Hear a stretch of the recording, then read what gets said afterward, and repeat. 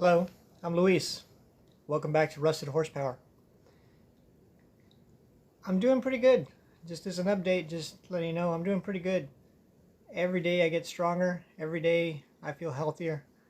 Just the other day, my 6-year-old Logan was telling my wife, "Dad's getting faster." Because I used to walk really, really slow, and now I can actually, with a little bit of effort, I can cross our baby gates. For my 2-year-old, I can cross the baby gates without taking them down. So on top of that, last night, I don't know, I just felt some energy and stuff. So I put on some music and I was just goofing off, dancing in front of my 2-year-old. And my 2-year-old knows that that's not Dad. So she's just covering her face and no. And I'm like, "Come on, let's go dance." And she's like, "No, no."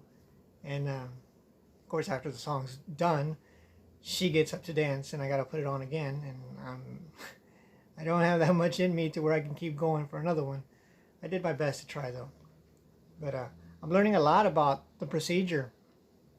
I mean, I knew from the beginning that they were going to basically, whenever they puncture you with the robot arms, they need to make room to actually be able to work.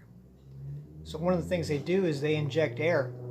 And I doubt it's just normal household air. It's got to be some kind of sterile, maybe nitrogen, maybe whatever it is, some kind of gas that is not able to hold any kind of bacteria or viruses or anything. But so they blow you up, they do the work that they're going to do, and then they somewhat deflate you, and then they put a vacuum container on the side. Basically, it's like a crushed bulb, and they attach it to a tube to your side, and I guess in the manner that that bulb is trying to expand, it's actually vacuuming stuff out. And several times during the day, well, I think at least once a day, they were checking it, they were removing it, they were draining it, putting a new one on. And at the end of the whole process, they ended up sending that liquid out to get tested. I'm assuming get it tested for any kind of infection or anything like that. And that was part of the reason why I couldn't leave the hospital. I didn't know that at the time. I thought I needed to walk.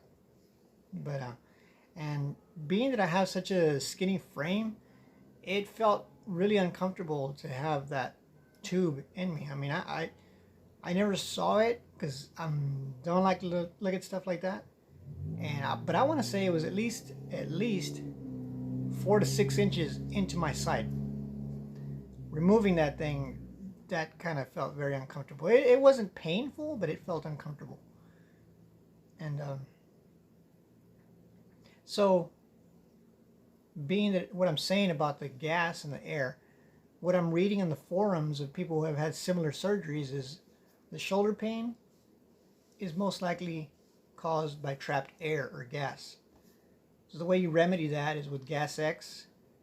You also remedy that with heating pads. That's what I've been using. That's what just felt natural. One of the nurses had been mentioned that as far as try a heating pad, and that's what works. As far as Gas X or anything like that, I mean, I use it here and there.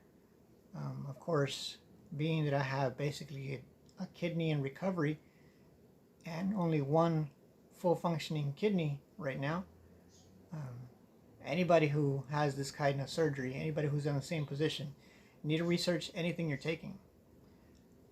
Research your supplements, research your vitamins, research all the stuff. I mean, most likely it's not going to be, but like Tylenol, high levels of Tylenol, they can cause kidney damage. And that might not be much anything, or even ibuprofen. That might not be anything towards a healthy person with healthy kidneys. But when you're in the position that I'm in, your kidney, one of them is recuperating and the other one is doing most of the work. So you might as well be considered kidney damage. I know that I'm going to get better and it's going to recuperate, but for the time being, I'm trying to be careful what I'm doing. Other than that, everything's working out good. Everything's, I still feel, like I said, the pain whenever I laugh or cry. I forgot to mention when I burp or I hiccup or thank God I haven't had to sneeze. that stuff's even worse. I know I'm healing. I know it's getting better because I can actually burp a whole lot easier. But yeah, it's still there. But no, I'm getting a whole lot better. Thanks so much for your prayers. Like I said, thanks so much for watching. God bless you guys.